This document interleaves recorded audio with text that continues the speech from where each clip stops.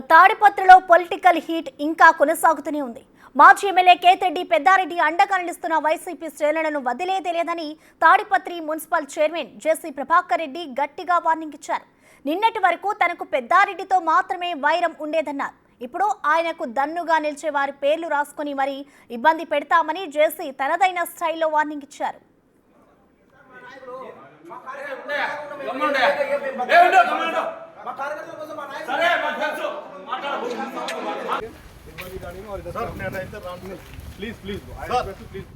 అదిగా తాడిపత్రి ప్రజలు వైఎస్ఆర్సీపీ కార్యకర్తలు కూడా ఆలోచించని పెద్దారెడ్డి ఇప్పుడే ఎందుకు వచ్చారో అందరూ తెలుసుకోవాల్సిన ఆవశ్యకత ఉందన్నారు చేసి. అక్రమంగా స్థలాన్ని రిజిస్ట్రేషన్ చేయించుకోవడమే కాకుండా అక్రమ నిర్మాణం చేపట్టిన విషయంలో మున్సిపల్ అధికారులు నోటీసులు ఇచ్చినందుకే తాడిపత్రికి పెద్దారెడ్డి వచ్చారని జేసీ చెబుతున్నారు. కార్యకర్తల్ని కేసులో ఇరికించేసి తప్పుకున్న వ్యక్తిని నమ్మొద్దని వైసీపీ శ్రేణులకు సలహా ఇచ్చారు. మనకు శత్రువు పెద్దారెడ్డి, వైఎస్ఆర్ కార్యకర్తలు కాదు. మేము ఇంతవరకు ఏ కార్యకర్తను కూడా ఏమనలేదు. మేము లీగల్ గానే పోతున్నాం. రమేష్ మీద లీగల్ గా పోయినాం, ఫయాజ్ బాషా లీగల్ గా పోయినాం, నాగిరెడ్డి మీద లీగల్ గా పోతున్నాం, ఏమో బంగారు షాపు వాళ్ళ మీద లీగల్ గా పోయినాం. కనీసం మేము ఎందుకు లీగల్గా పోతామంటే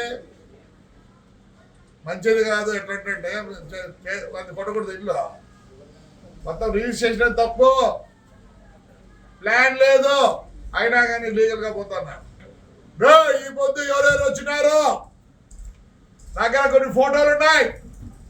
మా కార్యకర్తలు ఏమంటారు, మేము తొందరలో వస్తాం, రఫా రఫా రఫా రఫా మేము జైలు కట్టేయాలరా వద్ద నుంచి రఫా రఫా రఫా వాడి కోసం వచ్చిన మాకు వేరే వాళ్ళకి అవసరం లేదు. చూడండి మా కార్యకర్తలు ఎలా ఉన్నారో చూపిస్తాను.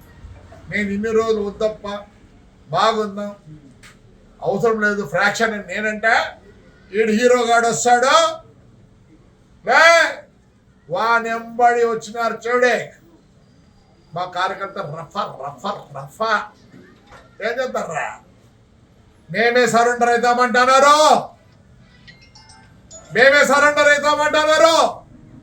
మా ఇండ్ల కాడికి వచ్చి మా వన్ రూమ్ల వరకు పోయి పెద్ద మనుషులు ఎవరికైనా చెప్తారా? ఇవే స్టేట్మెంట్లు ఇచ్చేది. 4 సంవత్సరాలు ఉంటే కొత్త జైలు కట్టుకున్నా ఏమేం మాట్లాడతారా? నోరు మూసుకొని ఉంటే నేను వాడి గురించి మాట్లాడతాను, మీ గురించి ఒక్క రోజు మాట్లాడలేదు. మీరు వద్దు, మాకు వద్దు.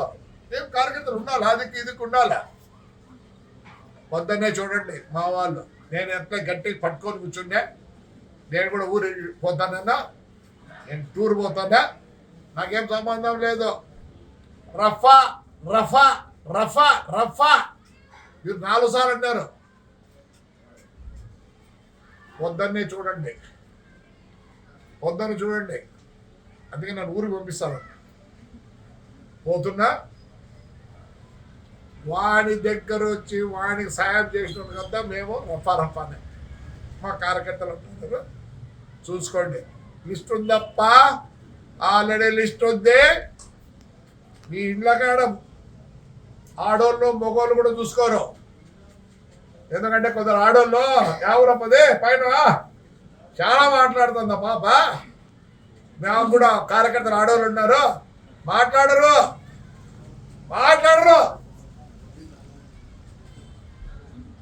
భద్రంగా ఉండండి. ఏంటికి పాపాడు చంద్రబాబు మంచోడు, నా కాన్స్టిట్యూన్సీ వరకు ఉండదు. మేము బాధలు పడినాం, జైల్లోకి పోయినాం, అన్నీ పోయినాయి. ఆడపిల్లలు కూడా జైలు పోయినారు.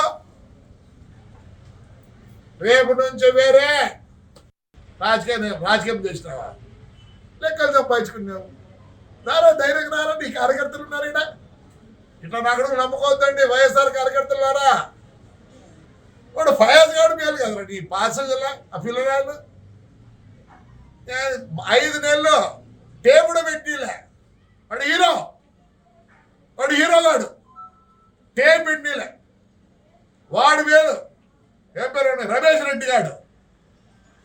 సొంత అమ్మాయి వాడే కొట్టుకున్నాడు.